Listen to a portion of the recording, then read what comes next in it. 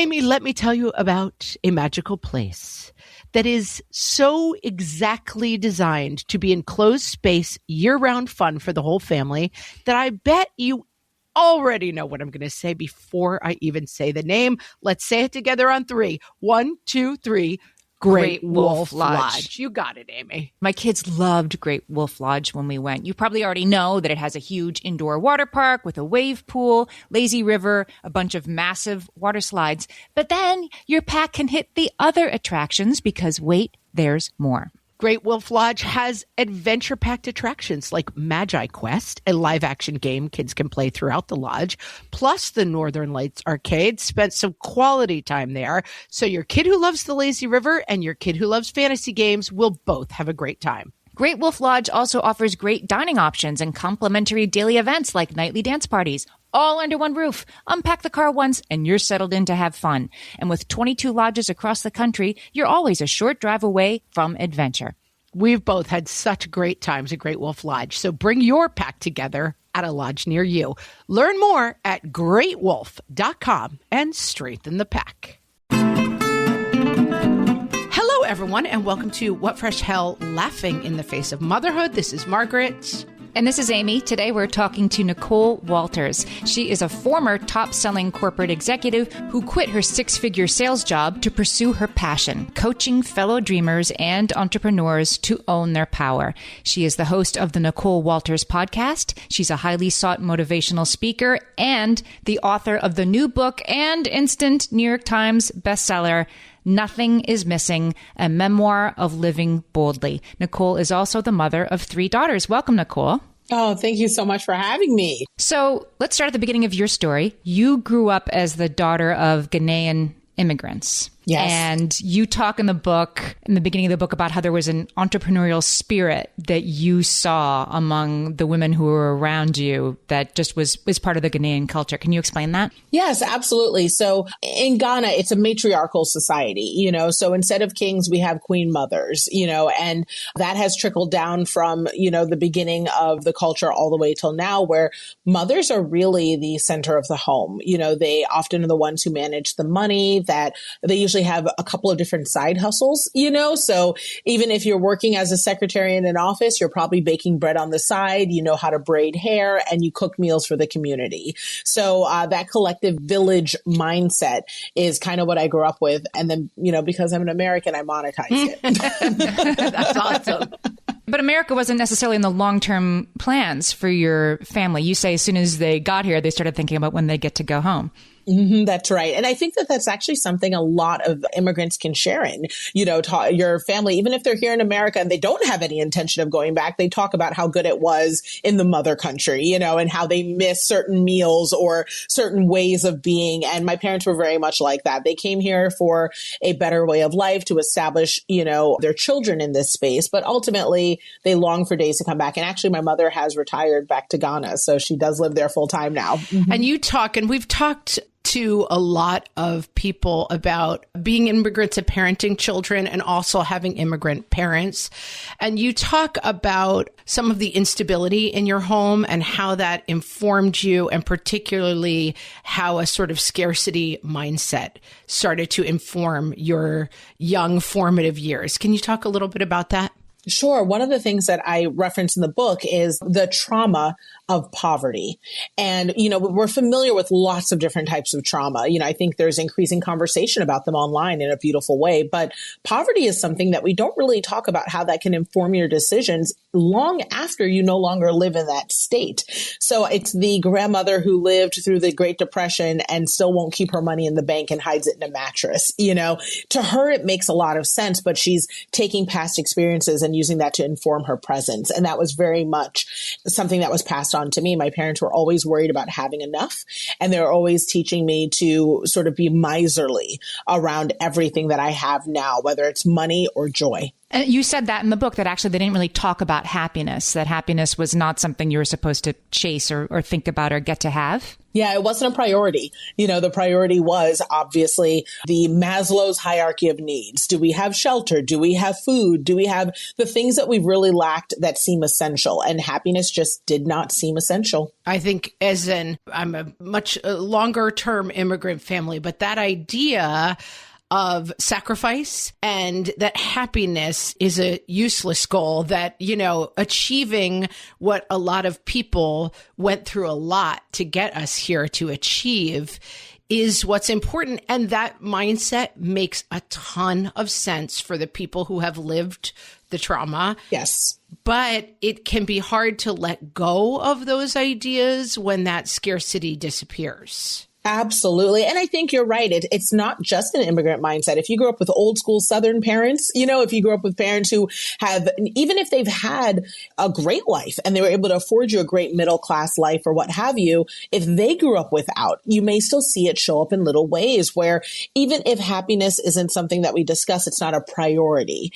And so many of us forget that it's the happiness that actually fuels us to do the things we need to do to secure the other elements of our life. It's why you find people who have, access and ability and brilliance, but yet don't have anything to show for it because they don't have the joy to pursue it. So joy is now a priority in my life, in my home, and what I teach my children. Yeah, it's so interesting. And I think that joy for some of the people in generations before in my family, it was not accessible, but was also almost seen as like an anti-value. A luxury, an indulgence. It's for the fancy people. Yeah. That's right. That I definitely have heard members of my family say something like getting a massage, oh, it's so indulgent. You would only indulge yourself in something because you basically were like the Queen of England. Yes. And when you think of things like that, the languaging of that, especially as parents, we just have to be so careful about that, because if we're saying that around our children, that certain things that, frankly, massages can be medically necessary in order to make sure you can function, and we're here saying it's an indulgent. What does that mean when our kids, need to seek out solutions for themselves and we're telling them it's an indulgence, So it really is something that I've had to attack through the years because I don't want to pass it on. It can end with There's another sort of follow on to growing up in a household with a scarcity mindset, right? And that is that you start having to adult at a younger age, take care of yourself and figure out what's going to happen next because nobody's coming to figure that out for you. So you tell this incredible story. You got a full scholarship to Johns Hopkins and you showed up the first day. And I'll let you tell our listeners what happened on that first day when your parents dropped you off. Sure. So the first day I ended up in debt, right out of the gate. I was completely at loss, and, I went to college. And I think a lot of moms can relate to this. You hear full ride or you think you kind of have the numbers figured out, but you get there that first day and you're like, oh, $1,000 for textbooks, and these sorts of things are very real. And if you're not informed or you have parents that are not aware, we cannot make $1,000 out of nowhere. That just does not exist. We didn't have a credit card. So on my first day, I recall signing up for a credit card with a $300 limit and I needed $400 in textbooks. So, here I am thinking I'm starting the path to get myself out of poverty. And I immediately, as of the first day, I'm in debt. And the mindset and what that does, again, reinforces some of those scarcity things, but it also reinforces this sort of mindset of how did I not know better? Everyone around me seems informed. Am I out of place here? Do I not belong? What did I do wrong? There are just lots of different traumas that can echo, if you aren't well supported as you take on new things and have people around you to help affirm that.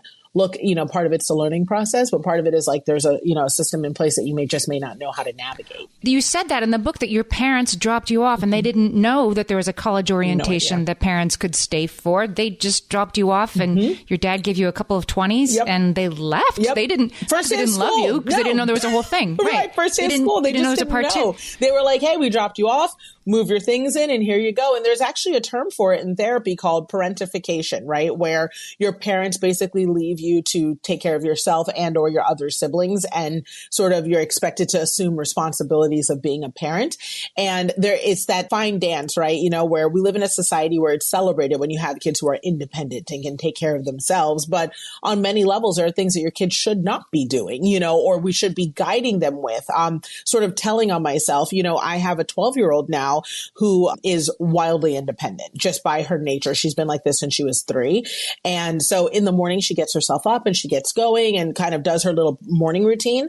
But I found out this morning that she wasn't packing herself lunch. Now, I'd noticed for a while that it wasn't a proper lunch, meaning she's kind of light on the snacks, or, I wish she would throw in a piece of lettuce in her sandwich, something like that to get in the greens. But then today, I said, make sure your lunch is packed.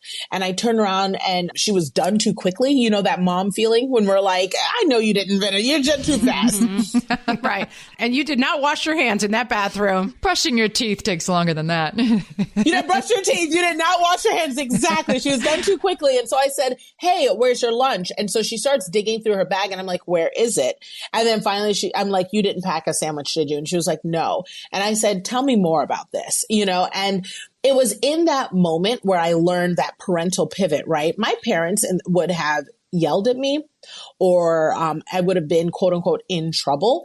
But when I discovered that she hadn't done it, I just said, this is an education point. It is an opportunity to have a conversation around what are her motives or what are her challenges. And then we can figure out how to solve it. And each of those moments, even though for her, it was kind of, oh my gosh, I don't feel good about not doing what I was supposed to do. It was an opportunity to figure out like, well, what's going on with our morning schedule? Or do you not like our lunch options at home? Or is there some place that I'm able to help you? And so she learned that she has, one, trust in making mistakes and support in doing the things she needs to do. And it also taught me as a mom, I think I need to pay a little bit more of a closer eye in this morning routine to make sure she's hitting all of her marks.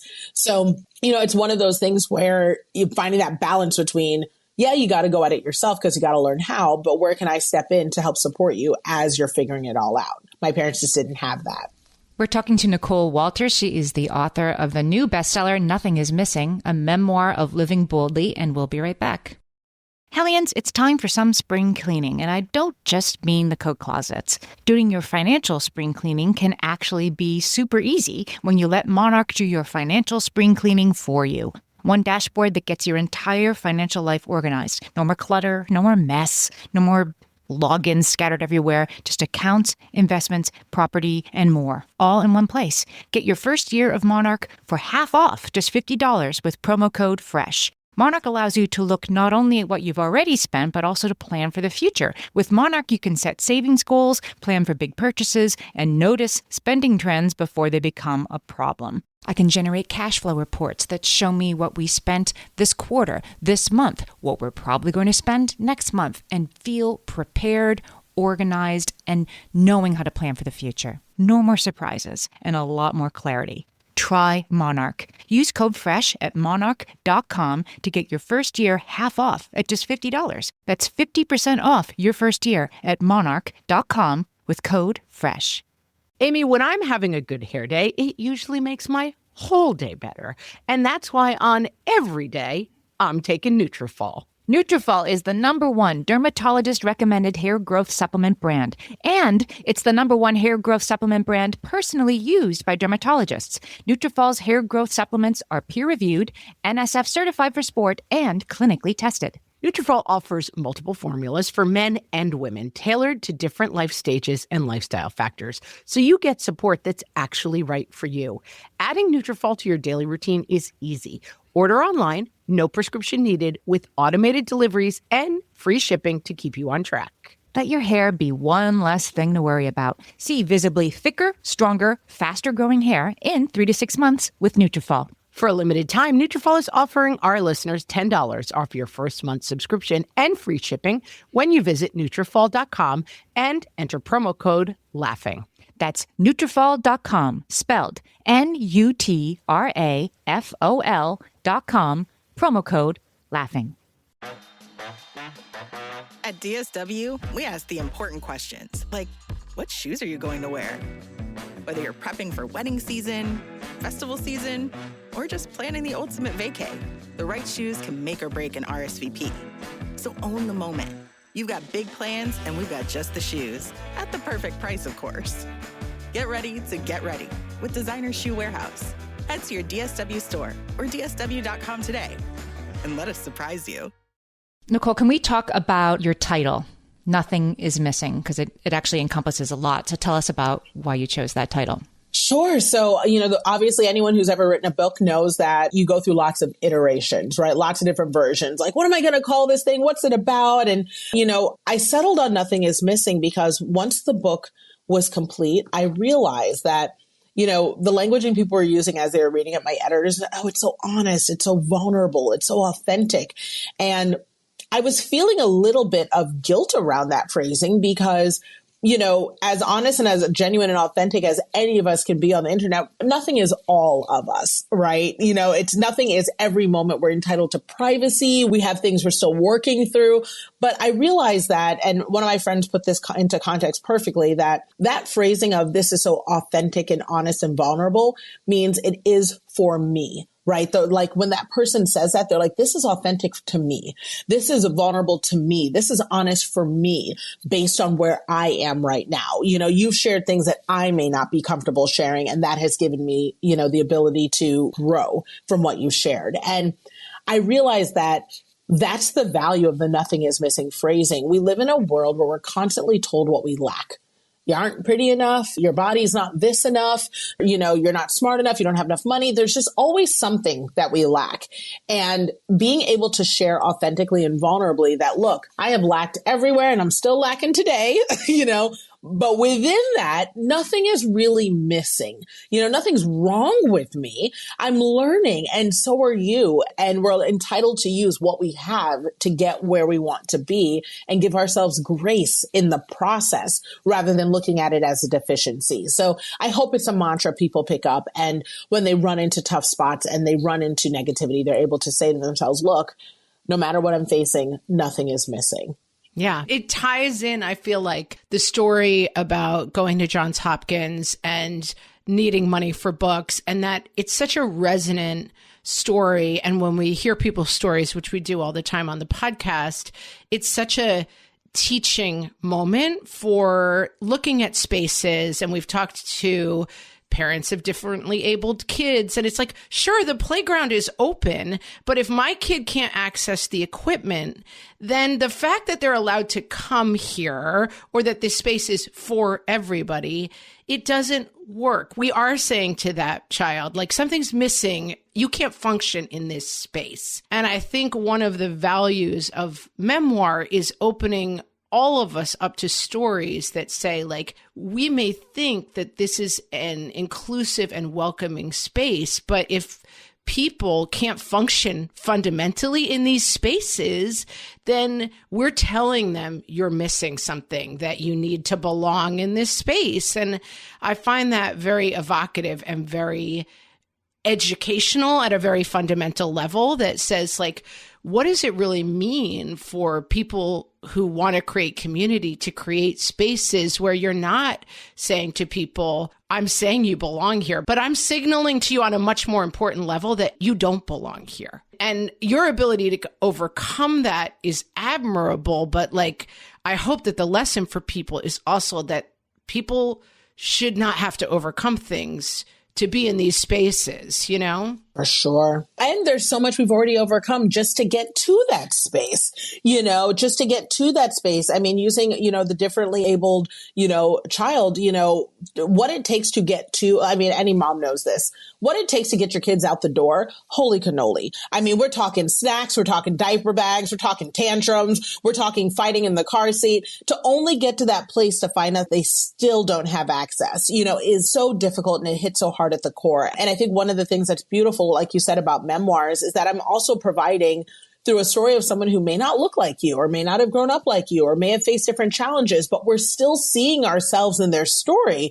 And we're realizing, one, we are so similar, even though people are trying to point out the lack and the differences between the two of us. And so that means that our fight has commonalities. If I was told that I'm not thin enough or pretty enough, and you were told that, but we have totally different bodies, then what does that mean about the messaging versus what the perfect body is? So I really hope that also within the Nothing is Missing book and mantra that we start realizing, listen, like a lot of this stuff is a bunch of mumbo jumbo to sell us things. Let's join together to make sure we have a space where we all feel comfortable, and I think you're so right about that. It's a beautiful extension of the phrasing. How does believing that nothing is missing, which is something you came to understand for yourself, how did that change how you approached hard times in your life? Sure. So the belief part is constant.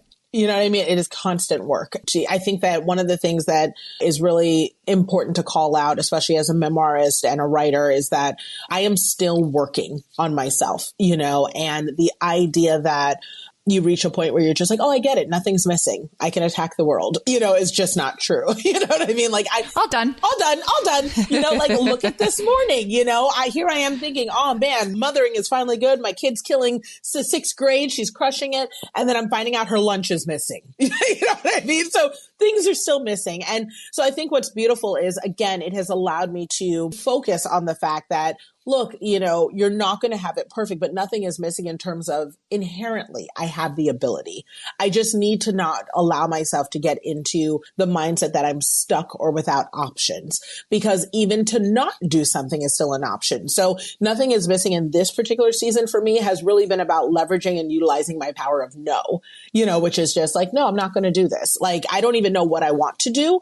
Like, I came back from my book tour and I was like, I'm exhausted and I want to quit everything. I'm never writing a book again. And I want to talk to no people, like this is what I want to do.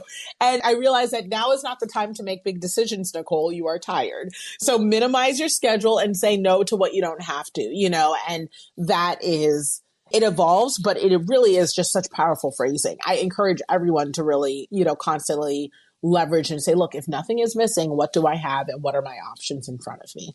It starts the question to me at a very different point. It reminds me, we've talked to Dr. Becky, who talks about good inside with children.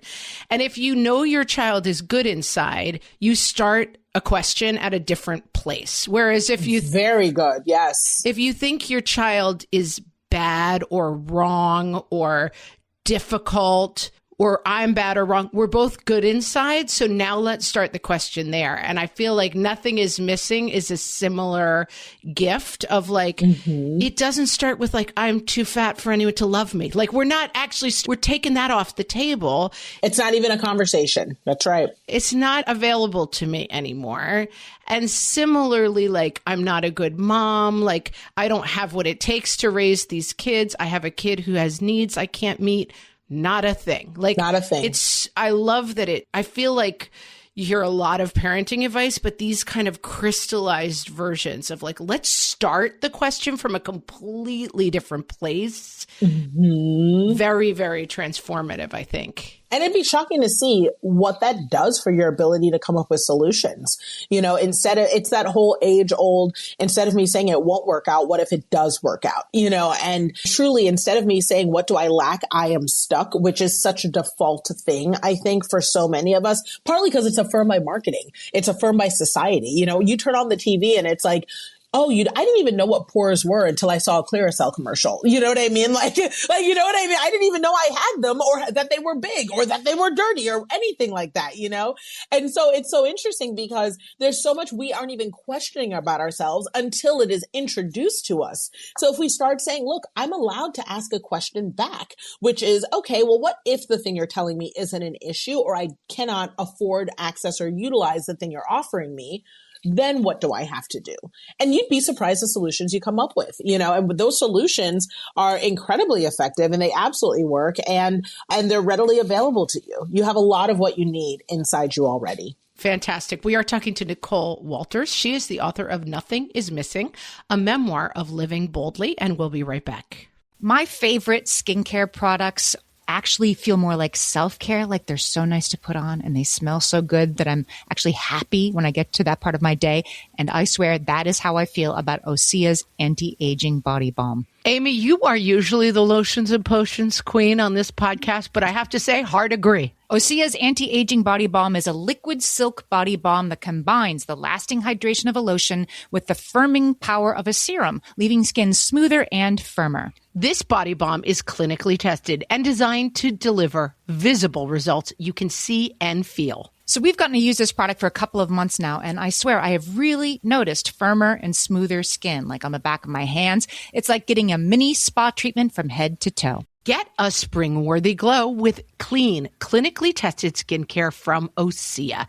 And right now, we have a special discount just for our listeners. Get 10% off your first order site-wide with code FRESH at OseaMalibu.com. That's 10% off your first order with code FRESH at OSEAMalibu.com. All my kids learned to swim when they were little. It was super important to me that they be confident and safe in the water.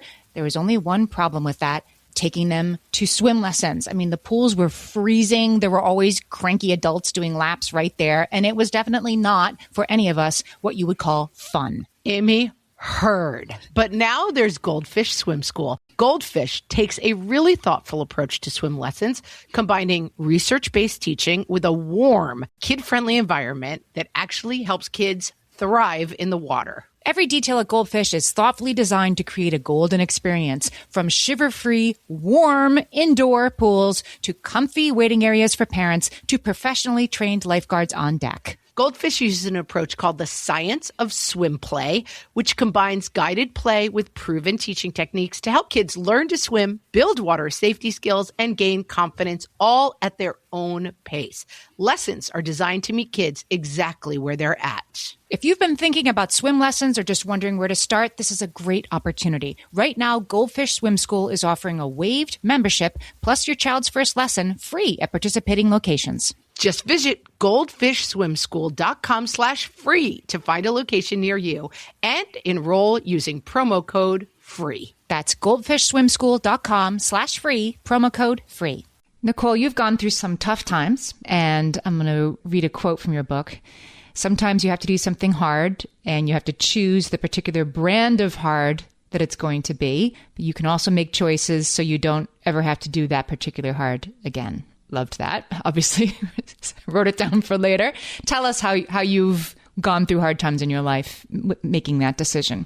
So I'm going to be completely transparent here and say it took a while for me to own that. That is like therapy. Like, I have paid the down payment for y'all to enjoy the benefit of that because that therapy, the cost of it, for the longest time, I would absorb sort of a victim mindset. Like, why is this thing happening to me? Or, I didn't know enough to make the right choice, and it's really easy to get caught up in the hows, the whats, the resources, the lack of what was necessary to choose the thing to quote unquote avoid the hard. But once I started realizing, especially through therapy, that life is just difficult. It's not bad, but it's difficult, and difficult isn't a permanent state, but if you're taking on new things, it's difficult. When you're younger, putting on your shoes correctly on the right foot is difficult. That is a challenge that once mastered, hopefully you will not encounter it again. We hope, right? Sometimes if you're a mom, it happens, Yes. But you find yourself doing it again. Right. You find yourself doing it again. But the truth is, life is difficult. And once I started looking at it from that standpoint, I said, well, okay, if life is going to be difficult and there will be times, like encountering my 17-year-old dealing with cancer, or times where I'm trying to navigate, whether I'm going to get a divorce or not, everything is hard. It's just hard. And it's about choosing the right hard that is meaningfully moving forward. So, I did not want to get divorced. That wasn't something I desired. And I think that's something a lot of women who have had breakups or divorces can relate to, because you get married with the intent to stay married, but there comes a point, I think, in any major change or pivot, whether it's your career or parenting or a marriage, where you say to yourself, is the work that I'm doing and the time and energy I'm spending moving me forward meaningfully? And I personally felt that if I remained where I was, that while I could still move forward, I wasn't sure if everything I was doing every day had a maximum forward moving intent where I was going in the right direction, versus me taking the risk of a different type of hard, which would be being single, picking it all up again, learning to, pack up and rebuild somewhere else and starting over. All absolutely terrifying and unpleasant, thought processes, but could it move me forward meaningfully? And they were both hard. Staying would have been hard. Leaving would be hard. But I had to choose the right hard for me. And that is the thing that I look to sort of leverage in that situation, is just letting people know, gosh, it is hard to be a stay-at-home mom and it is hard to leave your baby every day. And we've got to stop getting into the place where people want to say one is better than the other and recognize that it's just about trying to choose the right hard with what you know in the season that you are in. And it seems to me that the nothing is missing mindset is very challenged by those times, right? That I feel like, well, I'm going to be a great mom. And then suddenly something's wrong with one of my kids. There's a diagnosis. There's really tough problems that I don't know how to solve. And it's like, well, the me that thought this was going to be a straight line, nothing was missing. But now suddenly there's a bend in the road and I gone to zero on that nothing. Now everything's missing. I'm like, whoa. Now everything's missing. Yep. I was going to do this fine when I thought it was a cakewalk, but now it's a marathon and I'm not ready for that. I didn't sign up for that. So how do you find that nothing is missing mindset in times that are so much more challenging than something you maybe thought you were, all right, I have this all set and locked down, but now suddenly I'm playing at a completely different level and I don't feel ready? And it's great that you called that out because so much of my book is sort of that pattern, if you will, where it's like, okay, I've up leveled. Great. I'm in this place. Oh, wait, things aren't quite what they're supposed to be. I need to make a decision. Great. I did the hard work of making a decision. Dang it. There's stuff I didn't expect. This is so much harder than I thought, and we see that over and over and over again. And so you're right. Finding that nothing is missing, just being, again, really forthright. First, I cry about it. First, I'm like, this is trash. I don't want to be doing this. This is awful, and then I put on my big girl undies and I tackle it. You know what I mean? And I think that is the thing that I really hope is threaded through the book and captured is the grace part of it. So I think that nothing is missing is something we all ultimately come through to at some point because we all have survived our worst days. If you're standing right now, you have, which means you came to a point where you realized nothing was missing and you were like, I got to make it work with what I got. Every single one of us has done that. And so since we all have that ability and it did not go away, what that also means is that somewhere in that you said, okay, well, if I have to figure this out, what am I going to do with what I got? And I'm just going to have my fit. But where it feels badly is that we don't give ourselves grace. A lot of times we beat ourselves up during that process. So grace is a recurring theme through my book where I talk about being grace-filled and granting yourself grace. And that has been the big change, the big growth moment for me is, okay, Nicole, you got a divorce, you feel like garbage, you want to beat yourself up because you changed your whole kid's life, because you wanted to be your best self for them as well. This is awful, but you know what? You did the best you could with what you had. You're doing so much better now. You are trying your best every single day and you are only human. Like, grant yourself some grace. Nothing is missing. Give yourself some grace, and that's the big thing that reminds me to get back there. Part of that grace comes from your Christian faith, which is, you say in the book hilariously that the Christian faith, it's part of your book because it's part of you, but the book isn't intended to be sneaky Jesus. You're like, this book won't be sneaky Jesus, y'all. Yeah, it's not at all. Yeah, I'm not trying to worm my way in there. I'm just saying, like, I speak Japanese, so I better call it out that this may not make sense to you, So, yeah. Tell us about your podcast. Yeah. So on my podcast, I took it in a different direction because when I started my podcast, it was meant to be a business podcast, interviews, facts, tips, things like that. And what happened was I realized I really wanted a space to have a lot of the questions and conversations that I have in Nothing is Missing. So 3 years ago, I started that journey. I said, look, you tune in for the business stuff everywhere else. Let's talk about what you aren't seeing behind the scenes. And so that's what my podcast is. It's these quick bite-sized 20-minute in the car conversations where I'm like, hey, girl, let me tell you how the kid did this, this, and this. And boy, I'm a mess, but it's okay because I'm figuring it out. And I imagine you are too. Try this thing. And if you want to send me a DM on what you tried, great. Glad we had this chat. Have a nice day. It's like a girlfriend check-in and it's been great. We do really well and we have a great community and I'm super grateful for it because, we're doing our best every day to be as effective as we can while holding space for grace. So fantastic. I wish I had this book 10 years ago, but I'm glad to have it now. I feel like this is going to become such a mantra for me in terms of like, you know, it is a garbage fire every day, but it's like, okay, I have this. It's my starting point is not, how did I cause this? Why am I so dumb that I am the problem? It's like, nope, nothing is missing. What's next? Such a good point of view. Tell our audience where they can find more of your wonderful self. Oh, thank you. Yes. Well, I'm all around the internet as Nicole Walters. And if you want to grab the book, it is available everywhere books are sold. And you can tune in on the Nicole Walters podcast. I'd love to hang out with you. We'll put the links to the podcast, the book, and all your socials in the show notes. Nicole, thanks so much for talking to us today. Oh, this was a joy. Thanks for having me.